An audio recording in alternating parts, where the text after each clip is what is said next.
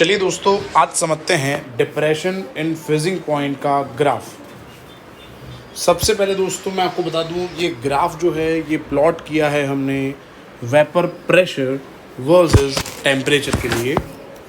Since यहाँ पे हम बात कर रहे हैं फ्रीजिंग पॉइंट के बारे में, तो टेम्परेचर जो है उसको हमें समझना है फ्रीजिंग पॉइंट। चलिए सबसे पहले दोस्तों, फ्रीजिंग पॉइंट जो है इसका डेफिनेशन क्या है।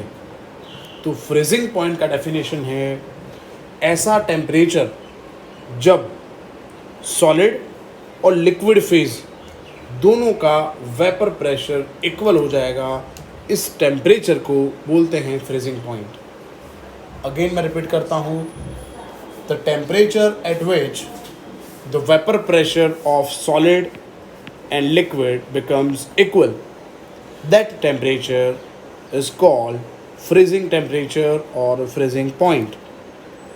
So चलिए दोस्तों अब ग्राफ समझते हैं।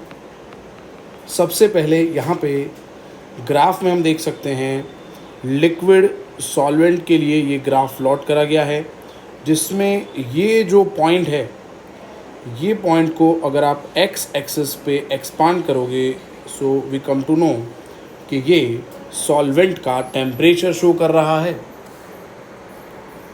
ठीक है दोस्तों, तो ये जो ग्राफ मैंने एक्स एक्सिस पे यहाँ पे एक्सटेंड किया है, तो ये जो टेम्परेचर है वो लिक्विड सॉल्वेंट का टेम्परेचर है। ओके, चलिए अब यहाँ पे हम देख सकते हैं सॉल्वेंट और सॉल्यूशन में सॉल्वेंट का ग्राफ थोड़ा ऊपर बना हुआ है सॉल्यूशन से, क्योंकि प्योर सॉल्वेंट जो होता है, प्योर कंपोनेंट जो होता है सॉल्वेंट, उसका वेपर प्रेशर ज़्यादा होता है। जब उसके अंदर हम नॉन वोलेटाइल सल्यूट ऐड करते हैं और सॉल्यूशन बनता है तो वेपर प्रेशर कम हो जाता है, इसीलिए सॉल्यूशन का ग्राफ नीचे है और सॉल्वेंट का ग्राफ ऊपर है। इस टेम्परेचर से ये जो टेम्परेचर है, जैसे ही धीरे धीरे हम टेम्परेचर डाउन कर रहे हैं, आप देख सकते हो वेपर प्रेशर कम हो रहा है ना। और ये पॉइंट आप देखिए, ये पॉइंट, इस पॉइंट पे ये फ्रोज़न सॉल्वेंट जो है, मतलब सॉलिड बन गया सॉल्वेंट। अब धीरे धीरे हम टेम्परेचर डिक्रीज़ कर रहे हैं तो लिक्विड सॉलिड में कन्वर्ट हो रहा है। और ये पॉइंट आप देखिए, जब वेपर प्रेशर फ्रोज़न सॉल्वेंट और लिक्विड सॉल्वेंट दोनों का सेम है, तो इसका मतलब इन दोनों में हो गया है इक्विलिब्रियम।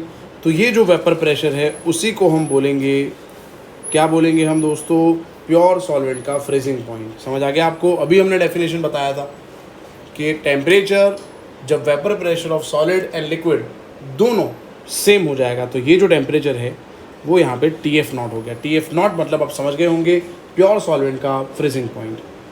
अब सोल्यूशन समझते हैं। सोल्यूशन का ग्राफ भी यहाँ से अगर आप यहाँ प्लॉट करोगे एक्स एक्सिस पे, तो ये टेम्परेचर शो करेगा। सोल्यूशन तब बना होगा जब प्योर सॉल्वेंट में हमने नॉन वोलेटाइल सल्यूट ऐड किया होगा, तो सॉल्यूशन का वेपर प्रेशर डेफिनेटली कम हो जाएगा सॉल्वेंट से, इसीलिए ग्राफ नीचे है। अब सॉल्यूशन का टेम्परेचर भी धीरे धीरे अगर हम डाउन करेंगे तो क्या होगा, धीरे धीरे धीरे डाउन हो के ये देखो आप, यहाँ पे वेपर प्रेशर जो है सॉल्यूशन का और फ्रोज़न सॉल्वेंट का दोनों एक नहीं हो रहा। आ रहा है आपको समझ में? और आपको टेम्परेचर डाउन करना पड़ेगा, जबकि सॉल्वेंट में यहाँ पे फ्रोज़न सॉल्वेंट और लिक्विड का दोनों का वेपर प्रेशर इक्वल हो गया था। बट यहाँ पे सॉल्यूशन में क्योंकि सल्यूट डाला है आपने, तो अब सॉल्यूशन के अंदर इंटरमोलिकुलर फोर्स ऑफ अट्रैक्शन ज़्यादा होंगे, इसीलिए यहाँ पे और टेम्परेचर डाउन करोगे। तो ये एक टेम्परेचर आया जब फ्रोज़न सॉल्वेंट और सॉल्यूशन दोनों का वेपर प्रेशर देखिए आप इक्वल हो गया है, तो ये टेम्परेचर जो है वो सॉल्यूशन का फ्रीजिंग पॉइंट है। Is that clear students? So if you want to find delta TF, सो TF0 माइनस TF यहाँ पे करना पड़ेगा। Is that clear students? तो ये ग्राफ जो है depression in freezing point of solvent which is a colligative property. We know that this is a colligative property which depends on number of solute particle. Okay, तो ये freezing point graph आपने समझ लिया होगा। Video को like ज़रूर करना है, प्लीज़ कमेंट करें आपको पूरा वीडियो समझ आया या नहीं आया। और भी कुछ क्वेरी है तो प्लीज़ वीडियो को लाइक ज़रूर करें। अगर आप हमारे चैनल पर नए हो दोस्तों तो प्लीज़ सब्सक्राइब और बेल आइकन ज़रूर प्रेस करें, ताकि ऐसे ही यूज़फुल वीडियो जब मैं अपलोड करूँगा तो आप इजीली इसको एक्सेस कर सको। Thank you so much students, keep learning.